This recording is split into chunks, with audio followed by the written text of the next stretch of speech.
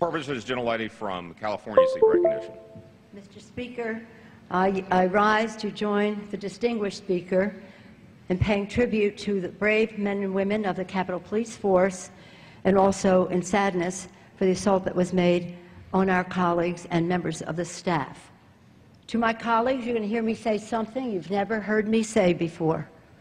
I identify myself with the remarks of the Speaker. They're beautiful remarks, Mr. Speaker. Thank you so much. For the sentiments that they represent, thank you so much.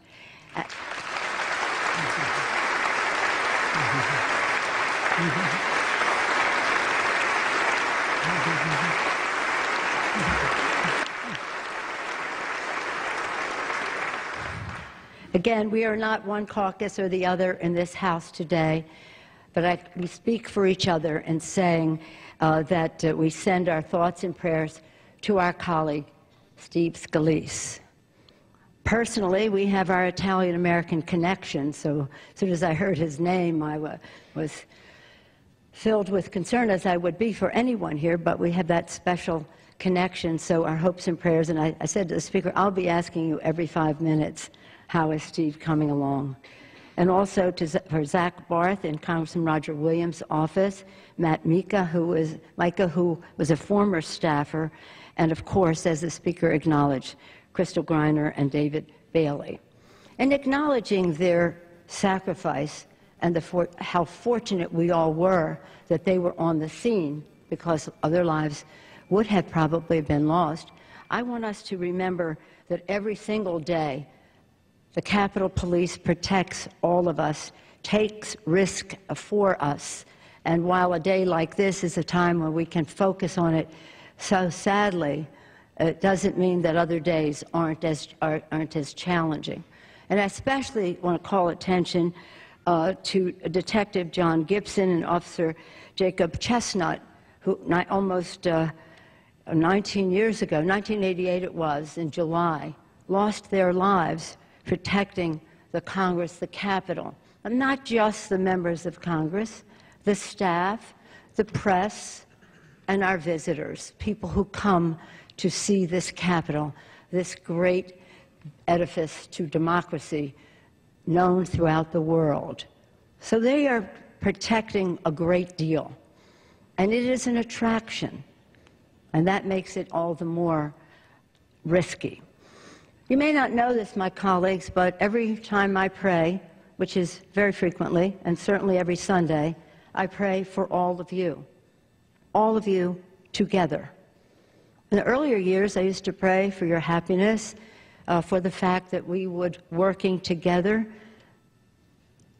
heed the words of President Kennedy in the closing of his inaugural address when he said, "May God's work must truly be our own."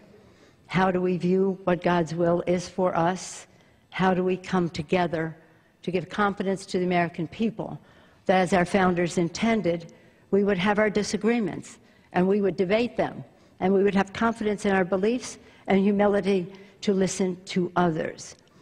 But in more recent years, I have been praying not only for that, but for our safety.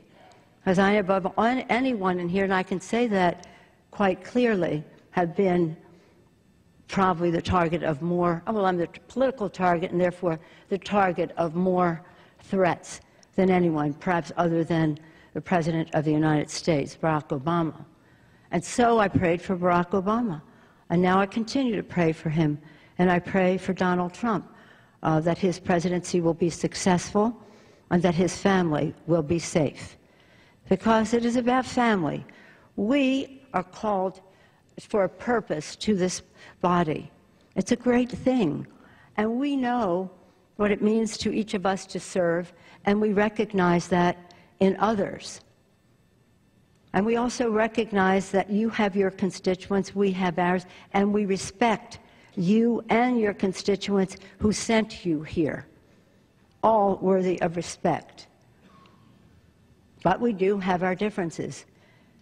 And so I pray, my prayer is that we can resolve our differences in a way that furthers the preamble to the Constitution, takes us closer to e pluribus unum. And today, again, Again, it's in the family. It's an injury in the family for the staff and for our colleague and for his leadership.